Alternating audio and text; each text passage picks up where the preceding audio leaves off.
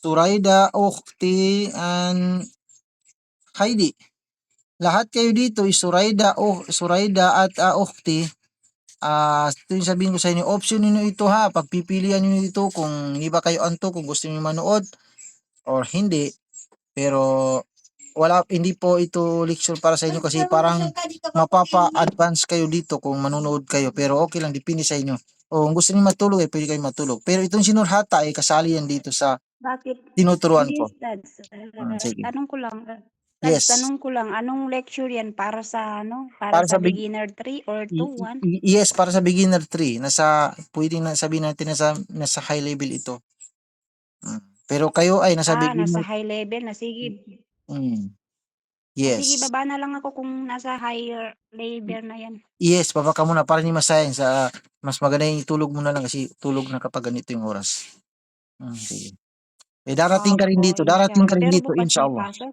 Yes, bukas sana yung pasok Inshallah. pero pinasok lang sila dito. Pinasukan ko sila ngayon kasi kailangan lalo itong bago. Bukas meron, papasok ka dito bukas. Okay? Naway, sige, Sige. sige, babakor makin na. Sige. May itong si Suraida ay bumaba. Sige, tama. May kayo lang dalawa. Ito yung papaliwanag ko sa iyo ha. Naituro ba ng ustad niyo sa inyo ito yung tinatawag na nunus sakin at tanwin? Wala ba? Naituro ba sa inyo? Wala. Bay. Dapat, Ustads. Wala pa. Dapat. Okay. Pero yung iba ay nabibigkas mo rin ng tama. Nagamit ko, pero yung iba ay hindi na. Ibig sabihin, kailangan lang natin ipaintindi sa iyo. Ito yung tinatawag na nunus sakin at tanwin.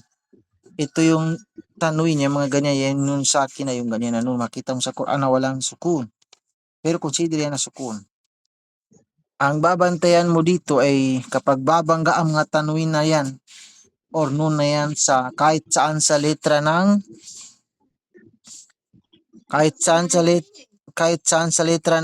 ito yung ikhfa, itong letrang sabihin mo yung sinusulat ko na letra. Sabihin mo. Sige, para malaman ko yung mga letra, bigkasin mo anong letra itong susulat ko. Sige, sabihin mo. Ito ay ta. Sabihin mo. Ta. Next, ano ito? Ta. Sa. Next, ito? Zim. Next, ito?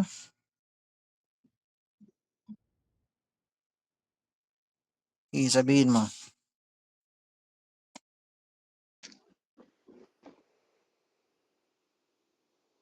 Nakamute, Ustads.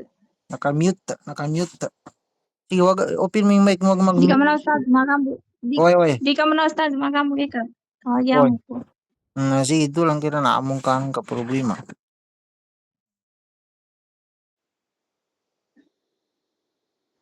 Huruful ikhfa, Ustads, namba. Yes.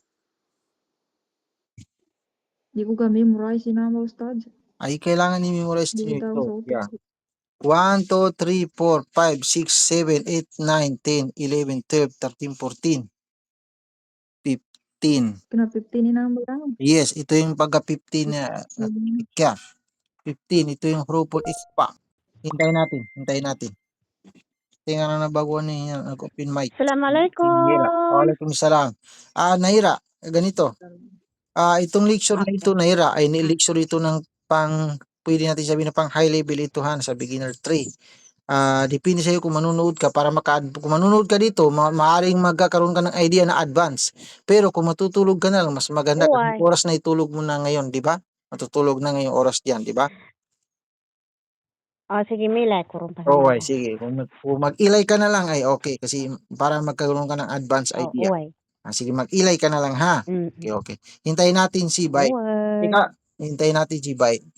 Pero habang hinihintay natin ay sinurhata mo na ang target ko ngayon habang hinihintay natin kasi siyempre wala na yung siguro maubos na yung oras natin doon kay hintay siguro baka mayroon silang gagawin pag tinawag ng amo nila balik naman yun.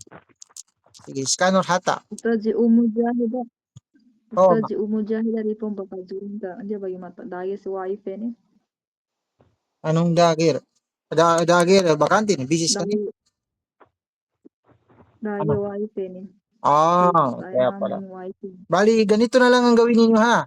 lahat kayo kahit sino sa inyo ang i-message ng mga taong gustong pumasok, ay kayo na ang mag-entertain sa kanila. Kahit sino sa kasi yung sinabi ko sa kanila, kahit sino dito, sabi ko, mag-message na lang kayo dyan sa pangalan ng GC na nakikita niyo, dyan na kayo mag-message kasi sa kanila yung GC.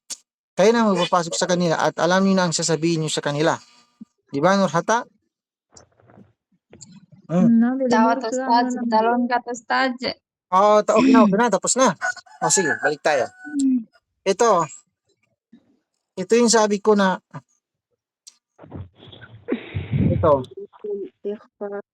ito yung, ang babantayan mo dito ay kapag ang mga bawi na ito na tanin o nunay, kapag babangga sila sa 15 kalitrang ito yung tinatawag na huruful ikhfa. Huruful ikhfa. Ang rules nito ay, okay ba, naririnig mo ako? Tapos na kayo ng amo mo? Bye. Okay. Ang rules nito ay may dalawang rules dito na kailangan i-apply mo kapag ang mga ito ay babangga kahit saan sa 15 kalitrang ito. Una, mapapa-standby ka dito. Mapapa-standby ka sa ending nila na noon bago mo bigkasin ito. Pangalawa ay yung ending niya na noon ay wag mong masyadong bigkasin na maging klaro sa tampilong natin marinig. Parang yung dila mo ba ay parang mahang yung dila mo. Huwag mong ideket ang dila mo sa tidak mo pag bigkasin mo, ha? Katulad ng itong halimbawa. Katulad ng ito. Halimbawa, ito ay nun na bumangga ng ta. Halimbawa, kuntum. Nun, yan. Yan ay, wala kayo makikitang nun sukun dyan, pero consider na sukun. Bigkasin mo ito ng in kuntum. Halimbawa, dito yung, ito yung nun. Nun na bumanga ng kaf, nandito yon, nandito yung kaf. Nun na bumanga ng ta, nandito yung nun, nandito yung ta. Bali, ang bigas dito ay in kuntum.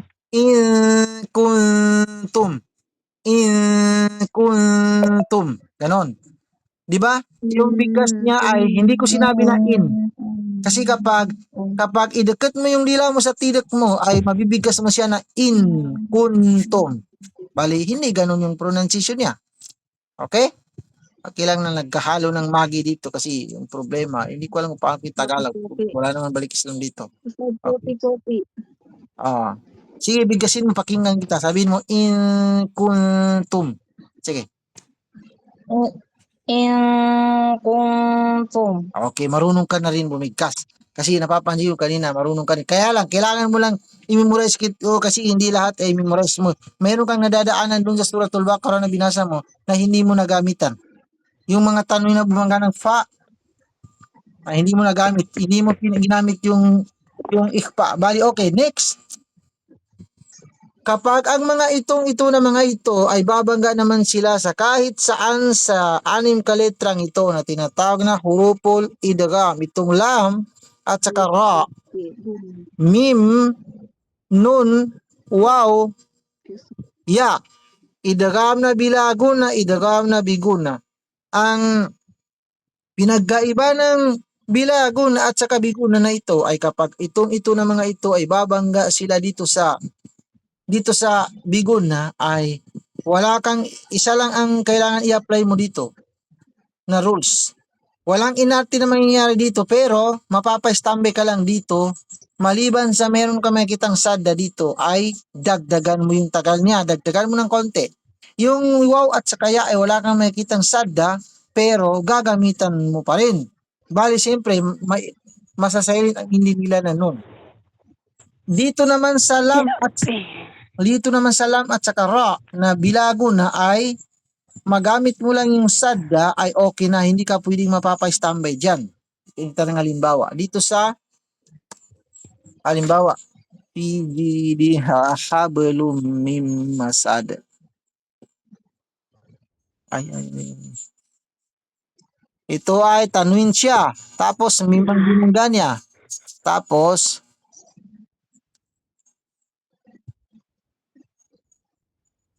hablum min masad. Kung mapapansin mo yan sa Fiji diha hablum min masad. Ito ay tanwin, bumangga ng mim. Ito yung tanwin, ito yung mim. Ito naman ay nun, bumangga ng mim. Masaselin itong nun, masaselin din itong ending niya na nun kasi diretso ka sa mim. Ito yung mim at saka nun, ito yung nun, nun at saka nun, ito yung nun at saka mim. Bali, ang rules lang dito na kailangan mo i-apply ay mapapa-standby ka lang dito ng dagdagan mo maliban sa may sada. Sabihin mo na, Tijidha hablum min masad. Ganun lang.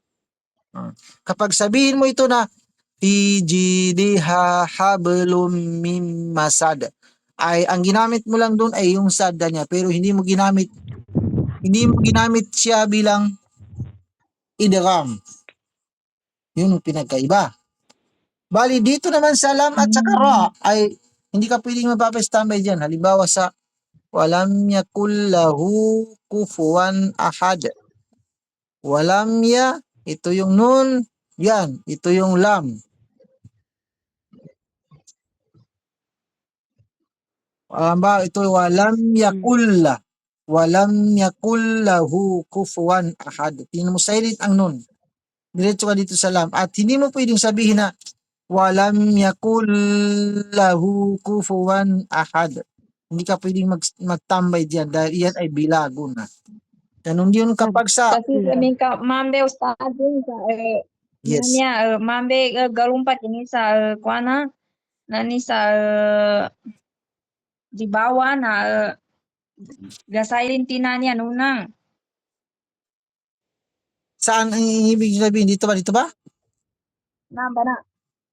Hindi. Nambe na basta Ito ba? okay, namba sa di gasailin ti nunang pagkadiriam. Yes. Hindi, pero Oy, hindi. gasailin ti namba nunang. Yes. Walam yakulla. Silent nga ano, pero hindi di bawa ang usapan dito, hindi bawal ang usapan dito, kundi letra. Kapag ang letra, kapag ang nun na yan, or bawel, mapadiba ito ay pathatain man siya or kasratain, sa taas man siya nalalagay o sa baba, basta tanwin. Ay kapag babangga sila sa apat na letra ng idgham na ito ay mapapa-standby ka diyan, dagdagan mo ng konti. Okay. Dito naman sa lam ay hindi mo pwedeng dagdagan, hindi ka pwedeng magtambay dito. Halimbawa sa Ghafurur Rahim. Ito ay ang bawi niya ay tanwin. Tapos ra ang binangga niya. Mayroon sadda diyan. Yan, di ba? Ito ay ra. Yan siya. Tanwin, yan ang ra. Bali sabihin mo na, halimbawa, wallahu ghafurur rahim.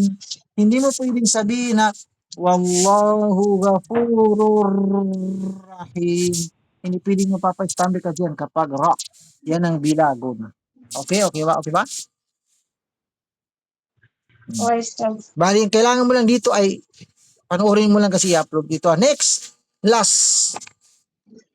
Kapag ito na ito, mga bawi na yan o nun na yan o kahit anong letra, basta may mim na maliit sa taas niya o di kaya ay sa baba niya, hindi lang nun, ay babangga siya ng letrang ba. Ito yung huruful iqlab.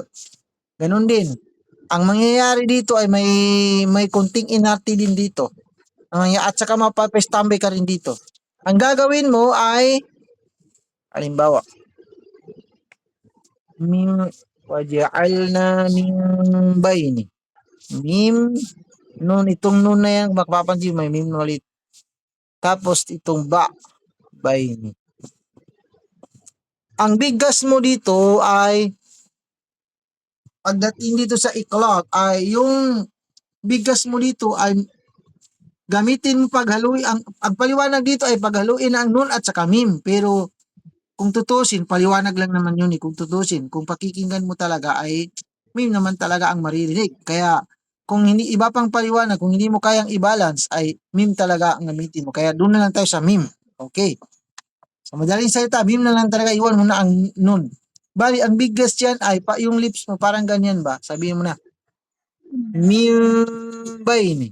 Huwag mo sabihin na iwasan mo na mabigkas mo na mim bayni, lakasan mo ganun, mim bayni. Hindi. Ganito lang. Waja'alna mim bayni. Yung ibang ustad na magpapaliwanag dito, tiyan, estimate ka kasi si pana yung mga 25 tiyan, bibilang ka. Iba-ibang paliwanag dyan. Pero, medyo paligoy-ligoy pa yun. Sa madaling salita, ganun na lang. Basta, mas tambay ka lang na wag mo lang iganyan yung lips mo. Sabihin mo na, mim ba yun eh? Ganon. Kapag iklab, hindi lang nun ha. Kahit anong letra, basta may nun or mim na maliit sa taas o sa baba, ay ba ang kanyang babangayin. Yun yung letra ng iklab. Bali, ang gagawin mo dito kapag siyempre, kapag ang gagawin mo dito ay i-memorize mo na lang itong 15 ka letra ng ikpa at saka letra ng idgham at saka iqlab na nag-iisang letra. Bali, ang gagawin mo, lahat ng wala dito na letra ay wag mo nang i-memorize dahil lahat ng wala dito, yun yung letra ng idhar. Na ang idhar na yan ay hindi na yan kailangan ituro sa inyo dahil kapag ang tao ay beginner, talagang alam na alam niya yan ang bigkas ang idhar. Ito yung letra ng idhar, ha, ain, kha, at saka ghain pala. Ghain, ha, at saka hamza. Ito yung letra ng idhar. Bali, hindi mo na yung kailangan i-memorize at intindihin kung paano gamitin dahil yan yung sabi ko kanina na hindi ka pwedeng, walang inarte na mangyayari dyan. Ibigay mo talaga ang bigkas niya na malinis na ini niya na nun. Sa ini niya na nun ang mga tanwin. Halimbawa, sawa, ito ay hamza na tanwin. Sawaun alaihim. Ang tanwin na yan ay bumaga ng ain. Ito yung tanwin.